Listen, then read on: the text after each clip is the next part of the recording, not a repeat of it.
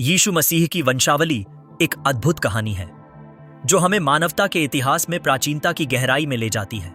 इस वंशावली की शुरुआत अब्राहम से होती है, जो विश्वास के पिता माने जाते हैं। उनके बाद इसहाक, याकूब और फिर यहूदा का नाम आता है, जो कि इजराइल के इसराइलियों के लिए महत्वपूर्ण है।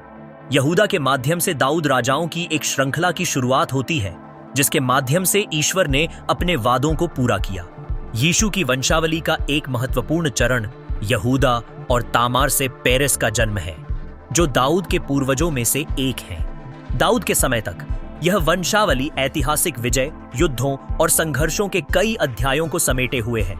दाऊद से शुरू होकर सुलेमान की ओर बढ़ते हुए यह वंशावली हमारे सामने ऐसे व्यक्तियों की तस्वीर प्रस्तुत करती है जिन्होंने ईश्वर के प्रति अपनी प्रतिष्ठा और धर्म पर दृढ़ता दिखाई। जब हम आगे बढ़ते हैं तो देखते हैं कि यह वंशावली बाबेल की बंधुआई तक पहुंचती है, जहां कई पीढ़ियों के संघर्ष का समापन होता है।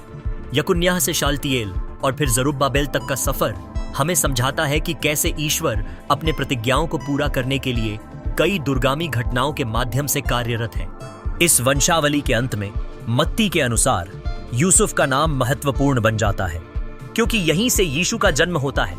यीशु का जन्म एक अनोखी घटना है, जब उसकी माता मरियम पवित्र आत्मा से गर्भवती पाई गई। यह न केवल एक चमत्कार है, बल्कि यह ईश्वर की योजना का भाग है, जो मानवता को उनके पापों से उद्धार देने के लिए उपस्थित है।